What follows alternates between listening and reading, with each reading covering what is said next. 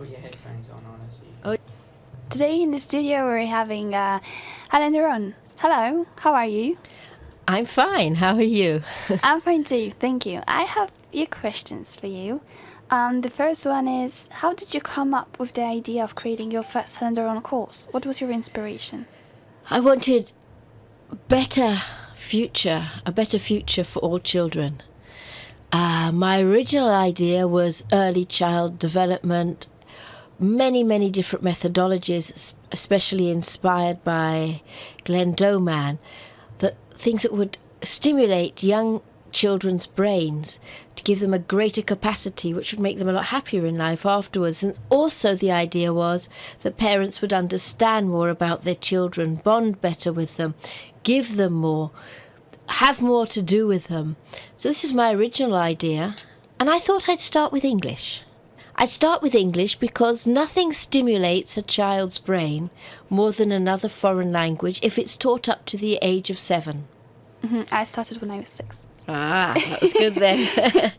Nothing stimulates more because, any phone or calculator can do the most complicated of maths, but not that. It's a rare computer today. It has to be a multi-billion something that will come anywhere near human speech.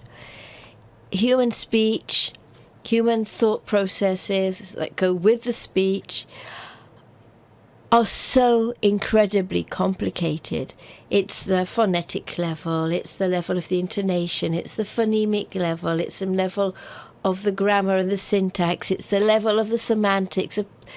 There's so many different levels of language, and it's so complicated, and yet human brain does it superbly, at least a child's brain. An adult brain doesn't. So I thought, I'll start with English.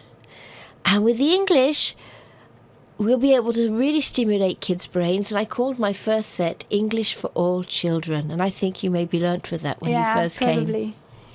English for, and I really meant for all children, because I wanted this to be for everyone, so that they would learn English. And I had all sorts of techniques of brain stimulation.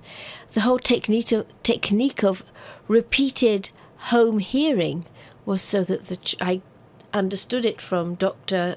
Suzuki with his method for teaching music. If you hear it again and again, then it's just like a mother tongue. And in the class, then you'll just be, the teacher will give you positive reinforcement as a parent or caretaker would when you do something good. And so I started that, and that was only because I wanted brain development at that time for children, for young children. Yeah, I'm very happy that this worked out and I'm actually able to, be a part of it. Which course is your favorite? Creating which course you enjoyed the most? And the creation of the course. Oh, goodness. Impossible to say. Impossible, because I've loved them all. They're all my children. Every course is one of my children, and I love them all in their own special way. So I'm afraid I cannot answer that question. But recently this year, I've intensely enjoyed the production of A Tale of Two Tales, which is a wonderful course of very advanced spoken English for young children. In Poland and in Europe, it'll be for 9-year-olds, but in Korea from the age of 5 in our kindergartens. And it's a fantastic story acted out by British 8 and 9-year-olds with very good advanced workbooks for abstract vocabulary, fluency, etc. And I think it's a work of art. I really do. I think it's a masterpiece. What is the recipe to learn English in the most effective way with your method? Stick to the guidelines. And listen to the stream. Exactly. And the stream, yeah. Well, it's a repeated home hearing at least twice a week, and now it's really easy. It's on stream. And on the stream, you can even see how many times you've listened in case you forgot. To each portion of language. And you can also, in many courses, we have animations or videos of other kinds that can be seen as well. And come regularly to classes, and the rest will take care of itself. Just stick to the guidelines and it will work. Which country was first to take up your idea of teaching children by having fun in general? Israel. And second was Turkey. And the third? Third was Austria. She's waiting to hear Poland, aren't you? Yeah, I just want to know on which Fourth place we was are. Germany. Okay. I believe that our fifth was Poland. Poland and Serbia. Okay. Why is learning with Helen Doron so much fun? Why children all over the world enjoy it so much? Children love to learn. Children love learning more than anything else, but it depends how they learn. Are they acquiring something? Are they being force-fed? If you give them the opportunity to learn in a fun, interactive manner in which it's all games and fun and intuitive and doing, kids will love it. So that's how it works. Yeah, exactly. That's what they do. Why is Kevin the little boy the symbol of your company? That's a very interesting question. I was thinking about it at the moment I came to the Helen Doron radio. I wanted a symbol when I first started of a boy striding forward, healthy, happy child striding forward. And I had a different logo once, and for various reasons we decided to change his logo, but we took Kevin from this logo. He was in that logo, and we moved him to our new logo, which is the one we have today. And he's called Kevin because he's all alone, like in Kevin in Home Alone. It was Uncle Ted who coined the phrase. Yeah, I know. I remember him from this. I was listening to CDs, not to the stream when I was younger. And he was reading stories, wasn't he? Yes, he's on everything. In fact, you can hear his voice in so many of our teaching sets today. He's the voice. He's the male voice in Baby's Best Start. You can hear him in Jump with Joey. Of course, he's Uncle Ted, the train driver. It was Jump with Joey was actually done after he'd actually died. We actually took portions of language from all these other sets, like a previous set that was more English for all children. He talked in that, so we took bits from there and from other places. We saw everything we had, and we created Uncle Ted from that. He's very remarkable, I think, part of all of the courses. Absolutely. How do you feel? Is the Helen Doron Educational Group ever going to create fun courses for adults? It could do. Never say never, as we say. But our dedication is to children and youth. Because I'm asking only because there are so many adults waiting for it in Poland, and I know them personally. I actually think they could, to a certain degree, use our teen courses, and they would have just as much fun.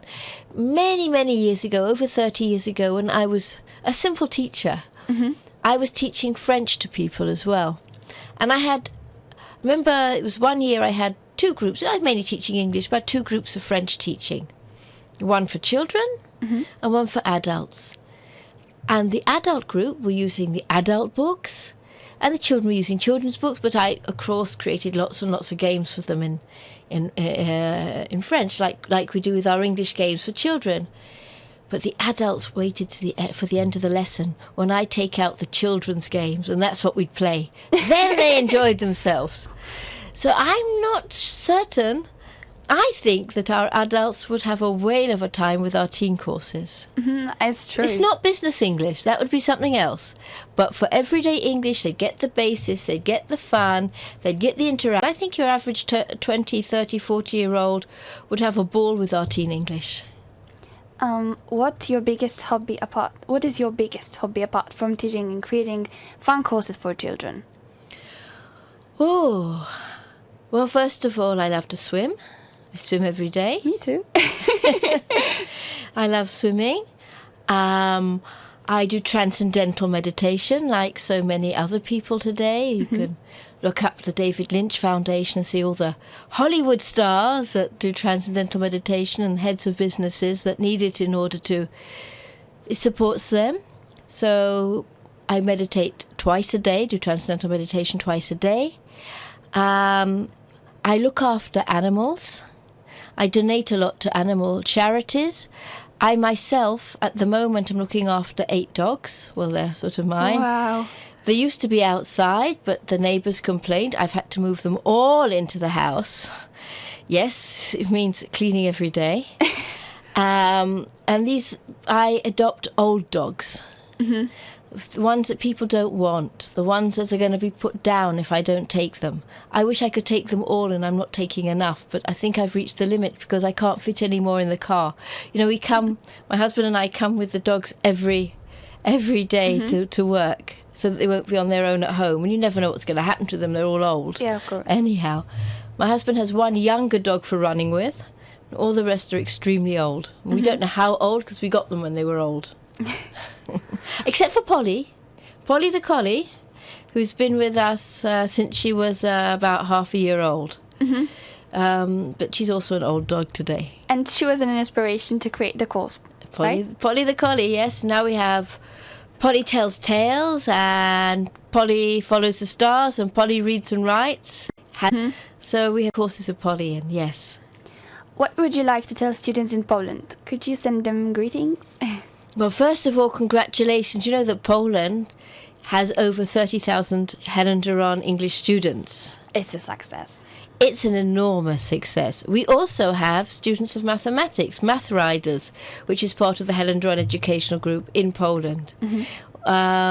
So you, the students and the teachers and the franchisors have all made this the success it is today.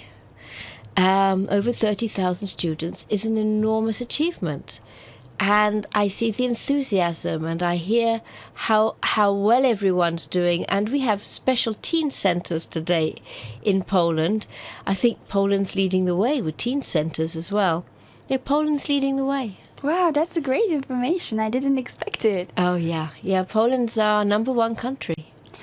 Thank you a lot for an interview, for the information. And thank you for being here and having stayed with us for so many years, for your enthusiasm and for your excellent English. Thank you very much. All the best. Bye.